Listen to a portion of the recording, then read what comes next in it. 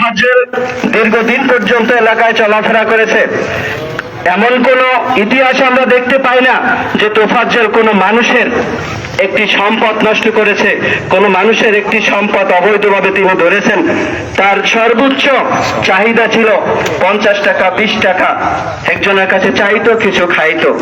প্রিয় ভাইয়ের আমার, আজকের যারা এই জানাজায় উপস্থিত হয়েছেন সকলের কাছে সজোরে অনুরোধ জানাচ্ছি যে এলাকায়ও যদি এরকম কোনো আমরা ঘটনা দেখতে পাই যে একটি চোর বা একটি কোনো সন্দেহের বশবর্তী, সন্দেহের উপর নির্ভর করে এরকম দুর্ঘটনা আর যেন দ্বিতীয়বার পুনরাবৃত্তি না হয়, আমরা সবাই সচেষ্ট থাকব। প্রিয় উপস্থিতি, আমরা কি এই তোফাজ্জল হত্যার বিচার চাই? কে কে চাই?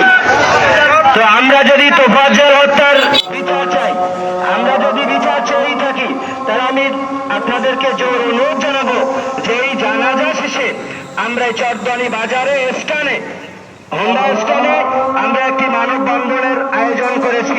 আমি আশা করব চরদানি সকল মানুষের পক্ষ থেকে আপনাদেরকে অনুরোধ জানাবো যে প্রত্যেকটা মানুষ এই মানববন্ধনে আজকের অংশগ্রহণ করবেন তো ইনশাল্লাহ।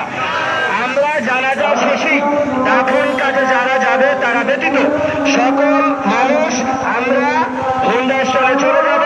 এখানে যারা আলোচনা করতে পারেন নাই আপনাদেরকে সেখানে আলোচনা করার সুযোগ দেওয়া হবে।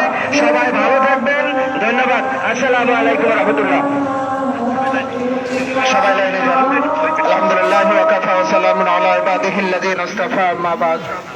আউযু বিল্লাহি মিনাশ শাইতানির রাজীম। বিসমিল্লাহির রহমানির রহিম। কুল্লু নাফসিন যায়কাতুল মাউত। মুহতারাম,